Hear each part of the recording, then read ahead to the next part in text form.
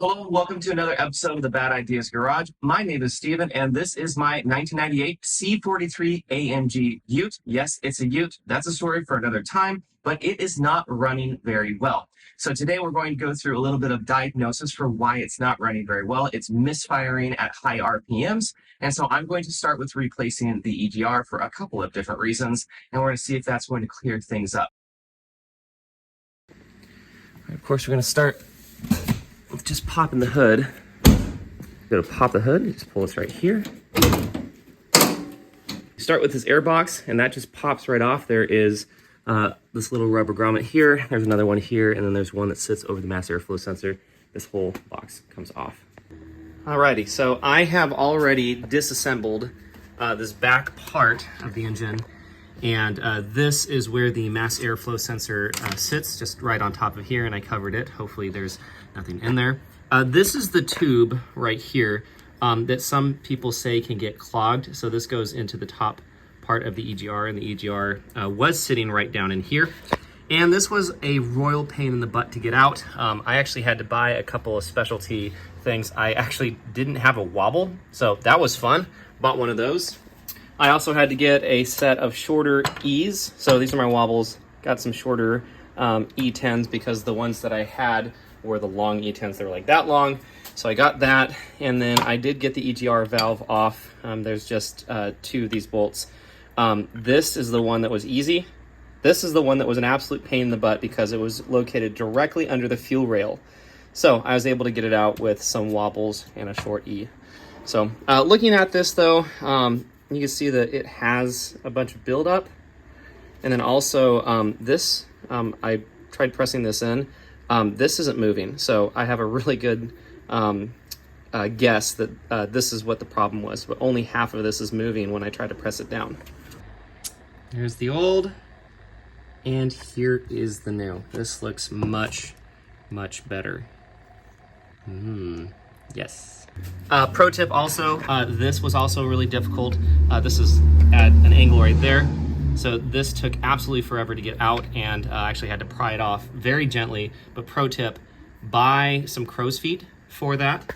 And then I also very gently took this off, and this is the transmission service cover for the transmission fluid. So I took that off, again, gently covered it. Make sure you cover everything.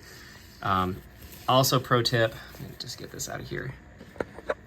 So you can see, I mean, it's not clean in there whatsoever. But the EGR valve bolt was like right here running under this fuel rail, so I didn't want to depressure that. This was also kind of a pain to get off, but I just pulled the entire, there's a little metal cover there. Here's the new EGR valve.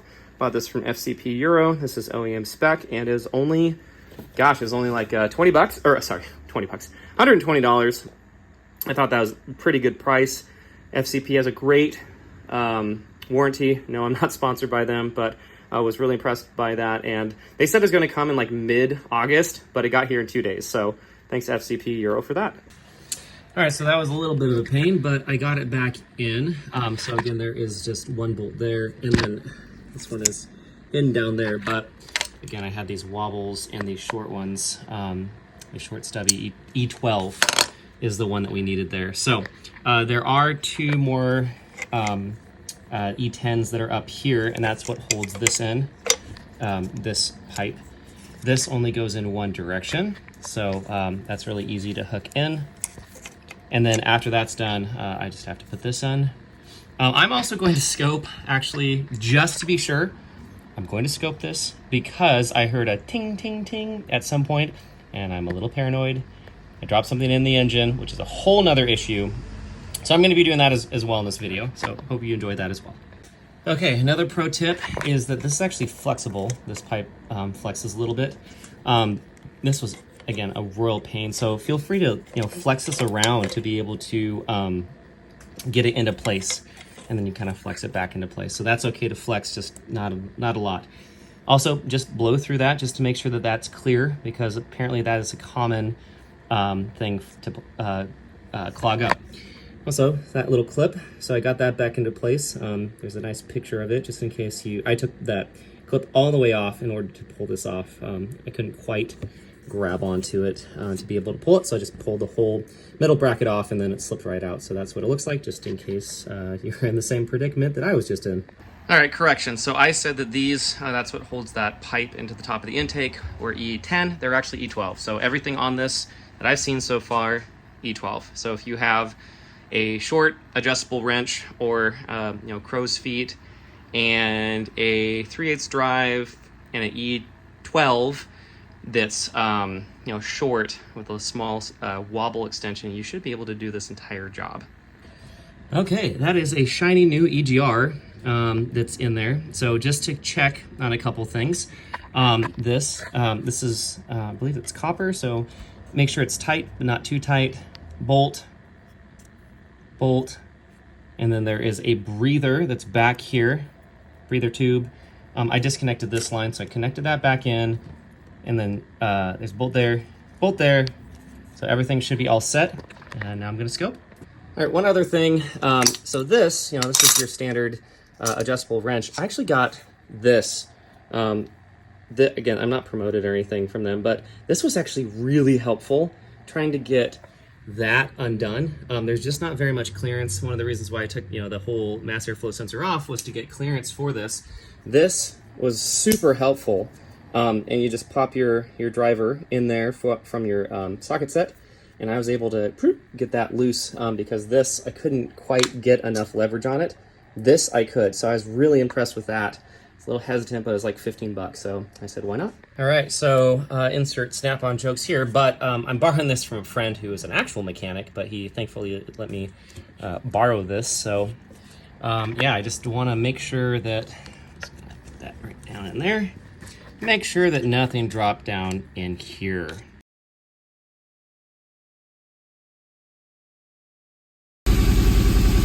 All right, she started. Feels still a little bit rough. Those lights are on anytime you disconnect the battery, that's normal. Yeah, it still feels a little rough. I mean, it's running, even with the airbox off, it's running really rough. So, I actually have a mass airflow sensor for this. I'm gonna pop it on.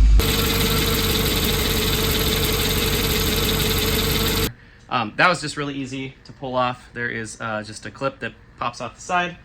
Just make sure that when you are putting this back on, this little bracket right here, you want to make sure that this is making that little Z shape. And then this is holding up this hose so it's not directly touching this hot EGR valve. And yeah, so this just goes right in here. It's very easy. And then I'm going to reassemble the airbox and hopefully we'll get rid of that engine code. All right, so that was easy, and I'm sure any Mercedes purist is going to be upset about how dirty this is. I kid you not, I did the Gambler 500 in this, and it's still dirty from that, so at some point it'll get cleaned. But, and then, of course, you have these air tubes that are supposed to go out, but that's not really going to impact the way that this drives.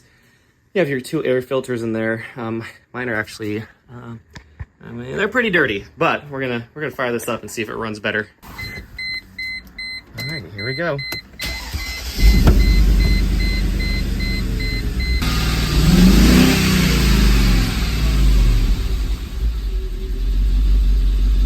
It still feels like it's running a little bit rough.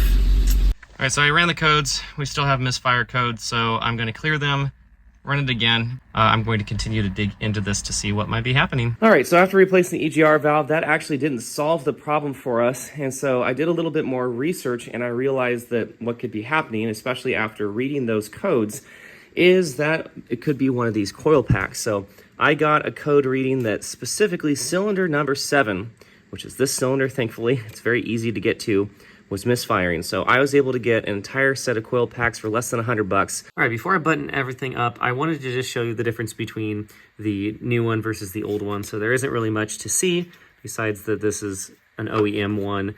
This is non-OEM. I also wanted to mention how to get these in and out. So the biggest, hardest part about this is actually getting the spark plugs wires off. I recommend first labeling everything, of course, but getting these spark plug boots off and then pulling this out with these two spark plug wires still attached to the coil, because these are actually very, very difficult to get off. But once the coil is out, it's way easier to slip them off off of this right there. So in order to get them off down there, there only is really one way that I found to be helpful, and that is to buy this handy dandy tool. This is the Mercedes-Benz V6 engine spark plug boot puller 17 millimeter, and that allows you to be able to pop them out without damaging your head or anything. So I do recommend doing that. You pop those out, and then you leave them connected here. And then here's another, this might be specialty to you. This is a T27 T-Star. That pops out this one bolt, and then the whole thing comes out, and then you can pull them out, pull these boots out once the entire coil is out of the engine. All right, after the coil install, here it goes.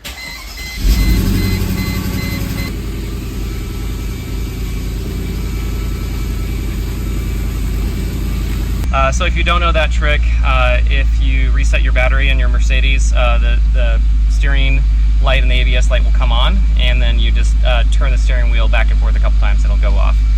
This sounds remarkably better now. All right, there you go. That was the problem.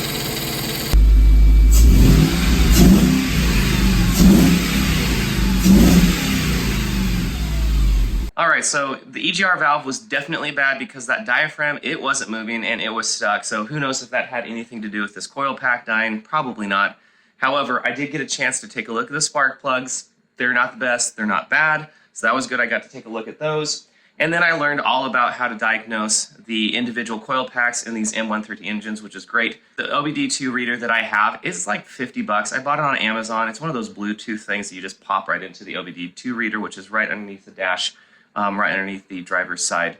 And so that was able to tell me specifically it was cylinder number 7, which is pretty cool. So I had to go through and run a couple cycles to make it go from random misfire to specifically cylinder number 7. Good to keep on top of the maintenance of these engines, and now this thing just runs absolutely buttery smooth. As always, we hope that you enjoy these videos. I have lots of other Mercedes repair videos that we did on an R class that we had earlier. I did a review on a C43 AMG that we had for a little bit. So if you like Mercedes stuff, make sure and like and subscribe below. And then finally, I'll be doing a review for why the heck that this C43 AMG sedan is now a Ute. So you'll have to catch that later with us. We'll see you soon.